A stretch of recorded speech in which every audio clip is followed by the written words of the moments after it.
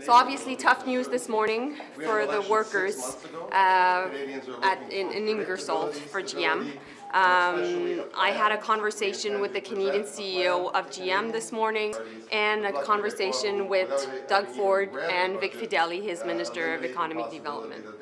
So we've decided altogether that we would be creating a new response group because we need to make sure that we fight for these jobs, that there are new models coming back to Ingersoll, and that GM has a bright future here in Canada. So that's what I'll be focusing on. And Something massive just happened in Canada's auto industry, and the fallout could change everything for Ontario workers, the federal government, and even Canada's electric vehicle dreams.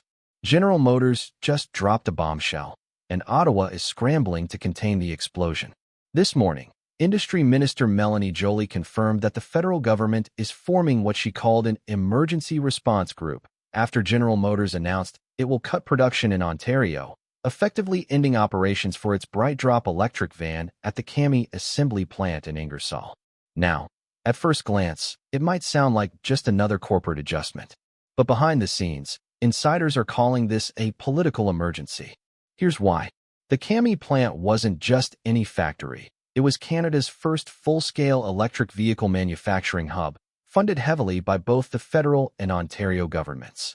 It was the crown jewel of Canada's EV future, a symbol of innovation, jobs, and a green industrial revolution. But now, that symbol has gone dark. GM says demand for electric delivery vans has collapsed, with low sales and a changing regulatory landscape in the U.S. making the project unsustainable. Sources inside the plant say the company quietly began slowing operations as early as February, and by April, production came to a full stop. Initially, the plan was to restart in November with one shift. But that restart? It's been quietly canceled. And that's where the story takes a shocking turn. According to multiple Ottawa insiders, this wasn't just a business decision, it was a warning shot. One senior federal source, speaking off the record, claimed that American automakers are losing confidence in Canada's EV strategy. The combination of rising energy costs, uncertain subsidies, and regulatory confusion in both Ottawa and Washington has made companies nervous. And when GM pulls out of a government-funded EV plant, that's not just bad optics. It's a disaster, especially for Prime Minister Mark Carney, who has spent months promoting Canada as the next global EV superpower. Joly, clearly under pressure, went on the record saying, "Obviously tough news this morning for the workers in Ingersoll for GM." But behind closed doors, government officials were anything but calm. Within hours of GM's announcement, crisis calls were held between Joly, Ontario Premier Doug Ford, Economic Development Minister Vic Fedeli, and GM's Canadian CEO. By afternoon, Ottawa had announced the formation of a so-called emergency response group, a task force combining federal, provincial, and union leadership, all scrambling to save the plant and, more importantly, their political credibility. Joly told reporters, "We've decided, all together, that we would be creating a new response group with the goal to bring back a new model to Ingersoll." But here's the question no one's asking. If the plant was truly viable, why would GM walk away now? Sources close to Unifor, the union representing roughly 1,200 workers, say that GM executives met with federal negotiators weeks ago, quietly warning that unless Ottawa stepped up with a new incentive package, the BrightDrop project would be mothballed permanently. The government apparently refused. And just days later, the announcement hit.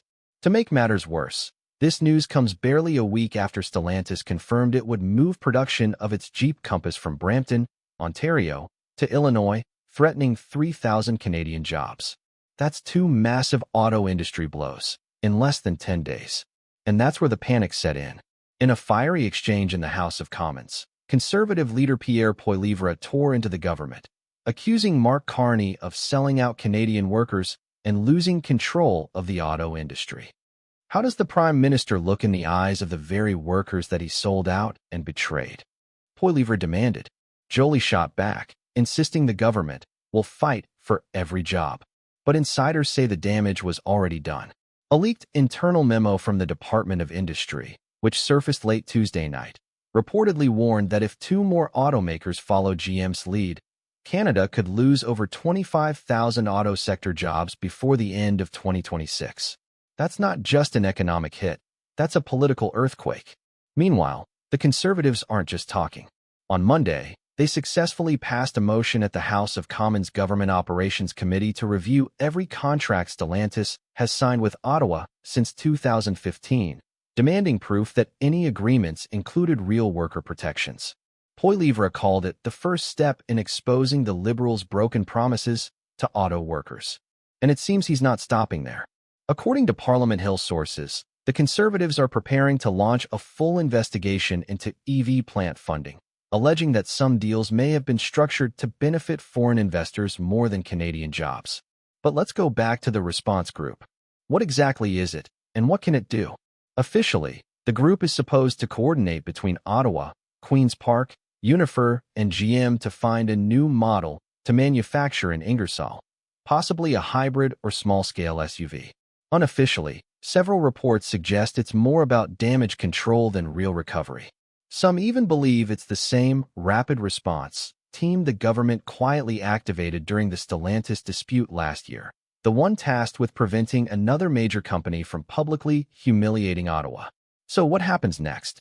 The newly formed response group is expected to meet in Toronto within days, but sources say tensions are already high. Doug Ford reportedly told Joly in private that Ontario will not wait for Ottawa to get its act together. And behind the scenes, a quiet war is brewing, between federal ministers trying to save face, provincial leaders demanding autonomy, and union bosses fighting to protect their workers. But there's something bigger going on here, something even Ottawa won't admit. A confidential report circulating among senior bureaucrats suggests that GM's retreat from Ingersoll might be part of a wider trend of U.S. corporations pulling back from Canadian commitments amid uncertainty over new trade clauses and Washington's pressure for onshore production. If true, this could mark the beginning of a massive shift in North American manufacturing, one that leaves Canada on the sidelines. So when you hear Joly say the government will fight for every job, remember, the fight might already be lost. And this emergency response group, it may not be the solution Ottawa hopes it is.